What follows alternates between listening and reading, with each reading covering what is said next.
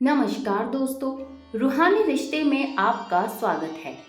हल्के बर्फ की चादर ओढ़े पहाड़, हवा में गूंजती घंटियों की मधुर ध्वनि और सिर पर श्रद्धा का आकाश लिए वो नन्ही सी बच्ची अपने पिता का हाथ थामे आस्था की कठिन सीढ़ियां चढ़ रही थी। नाम था श्रुति। कंधों पर समय से पहले लाद दी गई जिम्मेदारियों का बोझ, फिर भी आंखों में चिरागों से उम्मीद लिए श्रुति हर कदम पर एक दुआ बुन रही थी।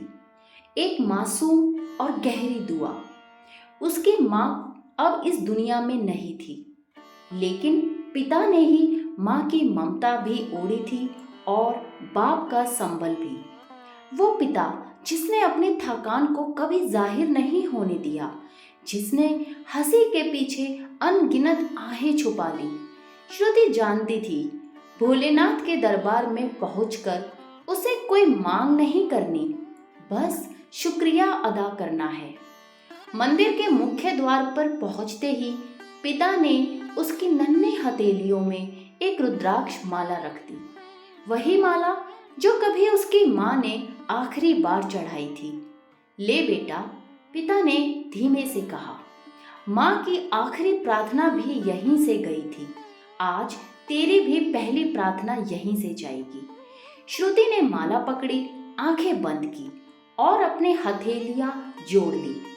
चारों ओर शंख ध्वनि गूंजी। हवा में कही गई एक अनकही करुणा तैर गई। श्रुति ने माला चढ़ाते हुए सिर झुकाया और दिल के हर धड़कते शब्द को एक मौन प्रार्थना में ढाल दिया। भोले बाबा, मेरे पापा के माथे पर कभी चिंता की सिलवटें ना पड़े।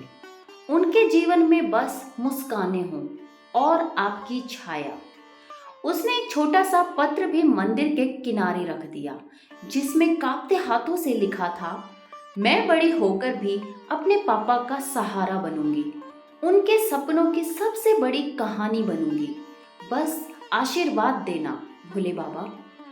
उस पल में न कोई आरती बड़ी थी, न कोई मंत्र, सिर्फ एक नन्ही बच्ची की निस्वार्थ प्रार्थना थी, जिसने आकाश को भी झुका दिया।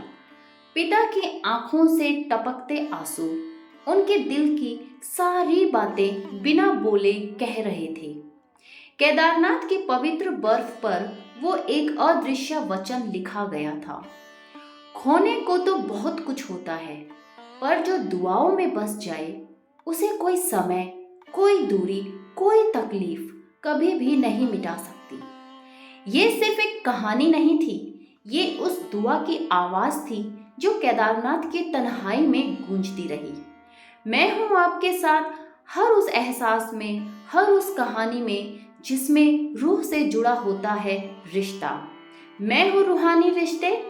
आपका एक लाइक, एक शेयर और आपका एक सब्सक्राइब हमें और भी खूबसूरत कहानियां लाने की ताकत देता है। धन्यवाद।